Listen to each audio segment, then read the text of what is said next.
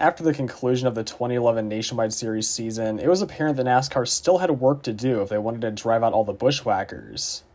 That year, they finally took action against the Busch-whackers by forcing drivers in all three national divisions to declare for points in a single series. NASCAR hoped this would deter the Cup teams from putting their own Cup drivers in Nationwide Series cars, as after all, if you can't earn points, then why bother? Well, between the prize money, sponsorships, extra practice time, and owners' points, the Cup teams still had plenty of reasons to continue bushwhacking, and in 2011, it was Roush Fenway Racing's Carl Edwards who put together the best statistical season even after skipping a race, and drove the number 60 machine to the owners' championship. With Edwards and Kyle Busch both scoring 8 wins that season and 8 other full-time Cup drivers visiting victory lane at least once, the Bushwhackers combined to win 28 of the 34 races. While that number was down a bit from 2009 and 2010, it was clear that the point span wasn't strong enough to make any meaningful changes. NASCAR knew that the Cup teams were there to stay, and that the time of independent owner drivers and family-run teams had long since passed, but at the very least, they wanted the Nationwide Series to become more of a development league rather than a Cup driver playground. So the problem going forward was how NASCAR would convince or force the Cup teams to start signing development drivers again. On paper in 2012, it looked as if whatever they did worked wonders, as that year, full-time Cup drivers only won 18 of the 33 races, 10 fewer than the year before. But that was more of a coincidence than anything. The main reason was that the winningest bushwhacker over the past few years, Kyle Busch, didn't score a single win in 2012. He tried his hand as an owner-driver for the first time and drove all 22 of his races with his own KBM team instead of the Joe Gibbs Racing team. But KBM was not able to replicate the instant success they had in the Truck Series and only scored 1 win all season at the hands of Kurt Busch. Kyle came awfully close though, leading the most laps 3 times and coming in second place 3 times. But it was Joey Logano who led the Bushwhackers that season by winning 9 of his 22 races with Joe Gibbs Racing. Another reason why this series regulars scored more wins that year was that Roush Fenway Racing downsized significantly. After running 3 full-time cars in 2011, sponsorship woes relegated the number 16 and 60 cars to part-time status, and their primary bushwhacker of Carl Edwards only competed in 1 race. He ended up winning it, by the way, and for that matter, Roush's only full-time driver, Ricky Stenhouse Jr., improved his stats from his championship-winning 2011 season to score 6 wins on his way to back-to-back championships. But from that point on, Edwards never raced in the Nationwide Series again, as with spots quickly opening up on the Roush Fenway Racing Cup team, Roush shifted their focus to developing their up-and-coming drivers. In 2011, the Nationwide Series also became more friendly to veteran drivers like Elliott Sadler and Sam Hornish Jr., who were struggling in Cup, but thanks to the point span, can move over to the Nationwide Series full-time and compete for the championship. Sadler ran the full schedule in both 2011 and 2012, first for Kevin Harvick Incorporated and then for Richard Childress Racing when the former shut down, and in both years he finished a close runner-up to Stenhouse in the final standings. Meanwhile, Hornish only raced part-time in 2011 for his longtime IndyCar and Cup Series team of Team Penske, but he impressed them enough with his win at Phoenix that they brought him on full-time for the 2012 season. But despite these advances for the development drivers and regulars of the series, 2013 was a step in the wrong direction. That year, the points-earning drivers only took 4 wins as opposed to 13 the year prior, and the 2013 champion of Austin Dillon became the first champion in any NASCAR division to not score a single win all season, which was not a great look on the Nationwide Series. Taking many of the wins instead was Kyle Busch, who after abandoning his owner-driver experiment and rejoining Joe Gibbs Racing, went on to score 12 of the 26 total Bushwhacker wins that season. Also taking a large chunk of them was Team Penske's Brad Keselowski, who found victory lane 7 times. The 2014, 2015, and 2016 seasons were pretty stable overall, featuring between 19 to 21 full-time points-earning drivers and between 20 to 23 Bushwhacker 1 races each season. In those years, many of the Cup teams as well as Junior Motorsports fielded at least 1 nationwide car for a nationwide points-earning driver. Whether it be an up-and-comer, former Cup driver, or a straight-up paid driver, the Nationwide Series, which was renamed the Xfinity Series in 2015, was slowly but surely redeveloping its own identity. These big team series regulars weren't just as good of equipment as their bushwhacking counterparts, and every once in a while they could win a true David versus Goliath battle and put their name out there as someone who deserves their first shot in the Cup Series or a second chance. These wins meant a lot to the series regulars, as it meant they defeated one or many of the most talented drivers in the sport. Meanwhile, most of the non-Cup driver wins during the peak of bushwhacking came at the tracks like Nashville, Kentucky, or Memphis that didn't share weekends with the Cup Series, and so Cup drivers would often be unable to race at them. From 2006 through 2010, only 6 of the 21 non-full-time Cup driver wins came on shared Cup Series weekends, while from 2014 through 2016, 18 of the 34 did so. Roughly one-third versus one-half. On one hand, there were fewer Cup drivers competing in Xfinity Series races, even on shared weekends, but nevertheless, the series clearly found a healthier balance between the bushwhackers and series regulars, and was arguably in its best form since the early 2000s. A wave of Cup driver retirements was beginning as well, creating a resurgence in driver development efforts as teams searched for their next big superstars. Names like Chase Elliott, Chris Buescher, and Daniel Suarez emerged in 2014, 2015, and 2016, each of those years champions in order, and each of them moved up quickly into the Cup Series. So, with a demand for Cup Series drivers and a point span that only allowed series regulars to compete for the championship, but yet also the extra sponsorship prize money and practice time that always appealed to the bushwhackers, the 2014 through 2016 seasons were a very unique time of the series, and a very underrated one in my opinion. But just as the Xfinity Series was beginning to fix itself naturally and give the fans of the bushwhackers and the fans of the series regulars the best of both worlds, or at least pretty close, NASCAR began to intervene. They first did so in 2016 by banning all Cup Series playoff drivers from competing in the Xfinity Series season finale at Homestead. 2016 was the first year of a playoff-style point system in the Xfinity Series, and for it, NASCAR preferably wanted the winner of the final race to be the champion. They got their wish with Daniel Suarez emerging on top of both battles after a dominant performance in the race, and this intervention seemed fairly reasonable on its own.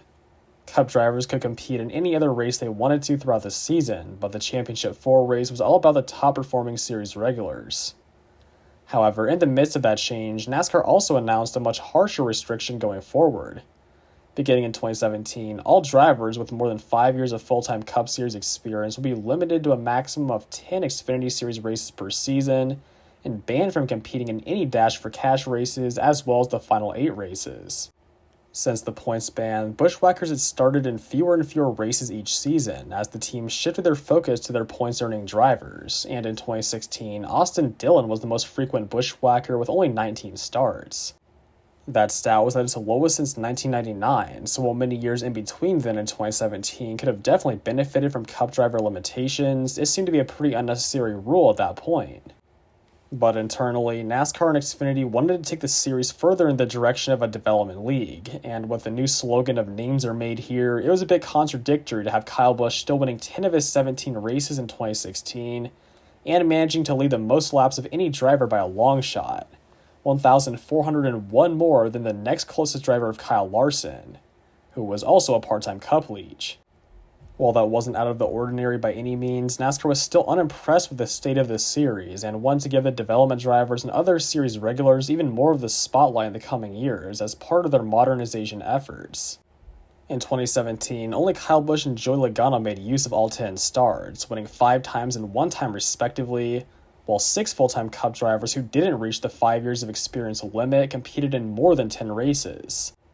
The latter group was led in starts by Richard Childress Racing's Ty Dillon at 27, and in wins by Joe Gibbs Racing's Eric Jones at 3. Making 18 starts, Jones also managed to lead the most laps that season. Continuing with their modernization plan, NASCAR further limited the bushwhackers in 2018, to where whackers with more than 5 years of Cup experience were limited to 7 races, and all full-time Cup Series points earners were banned from competing in Dash for Cash races and the final 8 races. That change led to a significant drop in overall bushwhacker participation in 2018, as that year no full-time Cup drivers made more than 8 starts. The total number of bushwhacker wins fell from 19 the year prior to just 13, and with Christopher Bell scoring 7 wins, he became the first non-Cup driver to win the most races in a season since Martin Truex Jr. in 2005. By continually making the Xfinity Series less welcome to the bushwhackers, NASCAR's plan clearly worked as they intended, because the 2018 seasons had the lowest number of bushwhacker wins since 2002, but they weren't done yet. Heading into 2019, they announced the Cup drivers would no longer be able to earn playoff points towards the Owners' Championship, a change that seemed rather trivial, but was really the straw that broke the camel's back. The Owners' Championship was one of the last remaining reasons that big teams fielded full-time all-star cars, or a car that was entered in every race with a rotating driver lineup of bushwhackers and/or series regulars.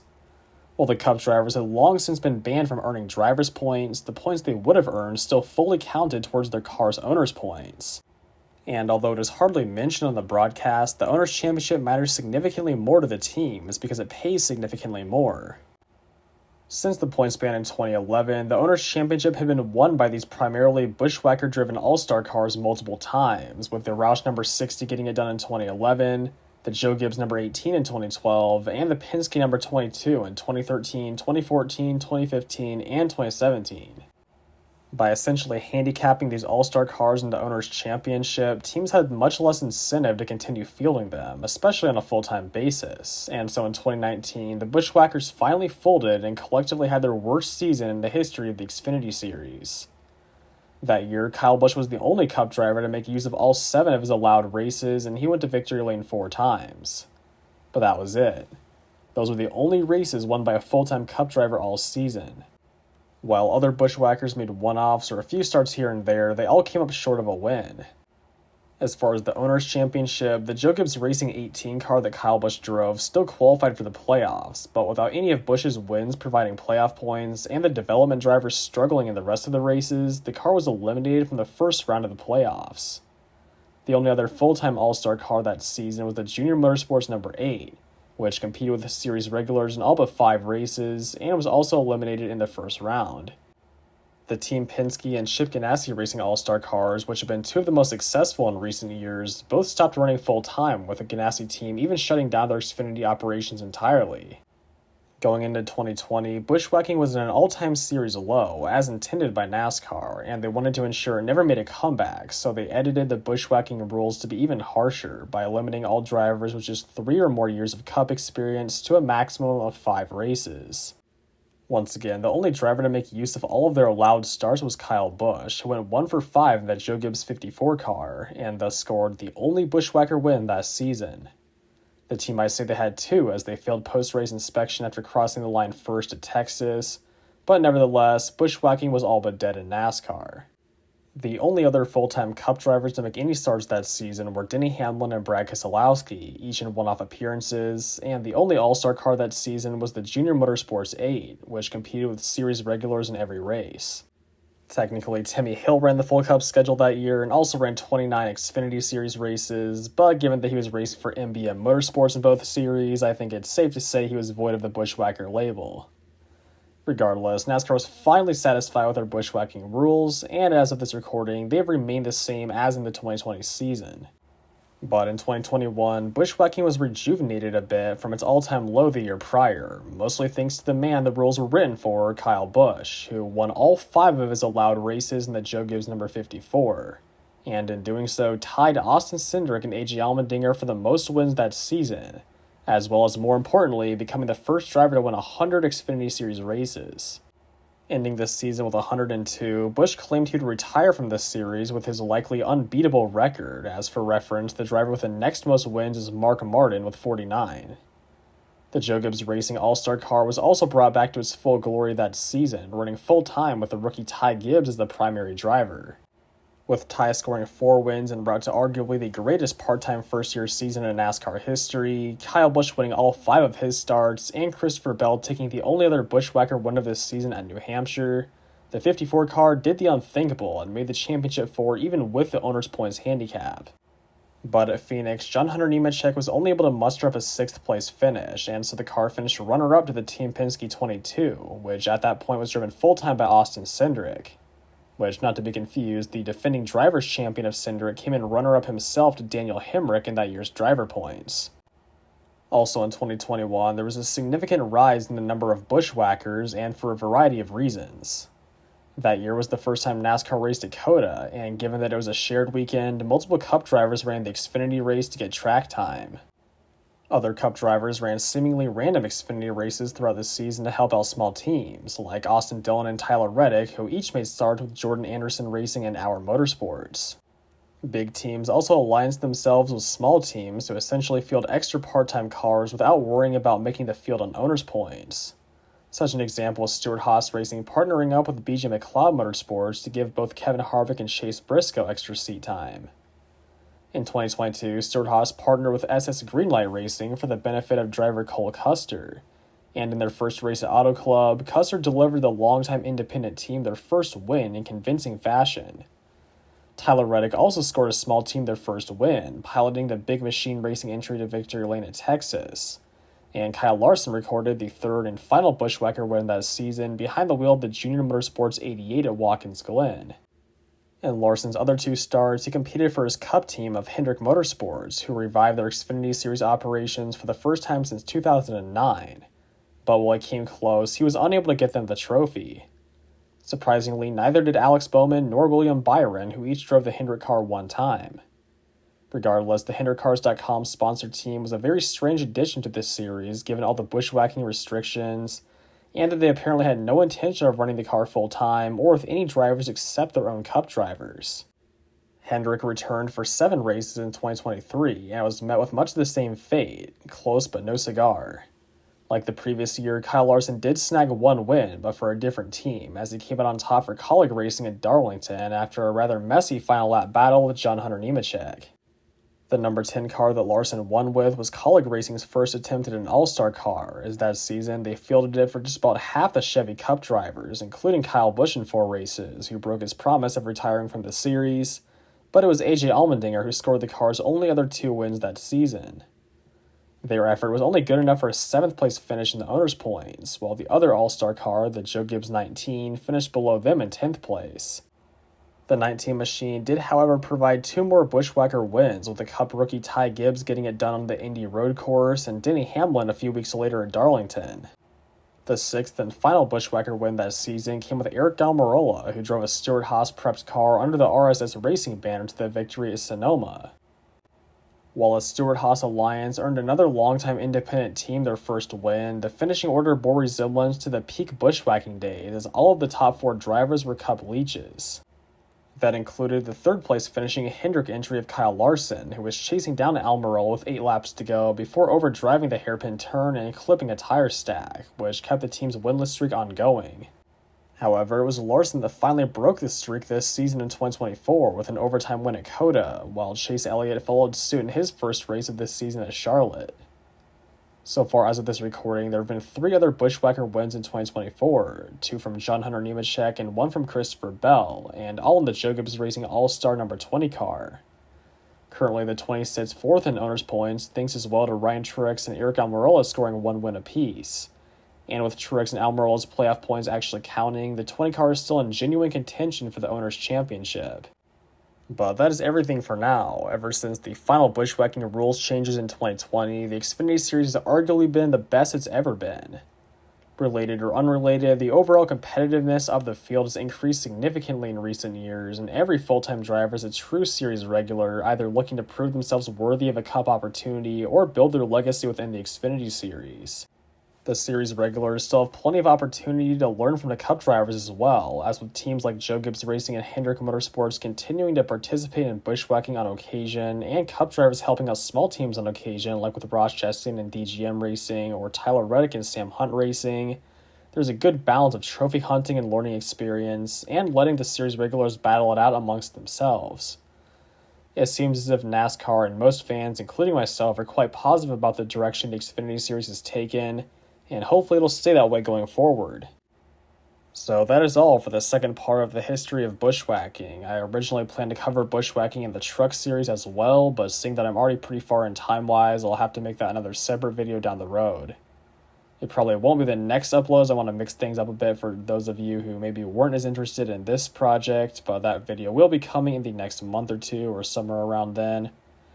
Anyway, thanks for the support on the first part of this project. That means a lot as always. But that is all for today. So until next time, peace out.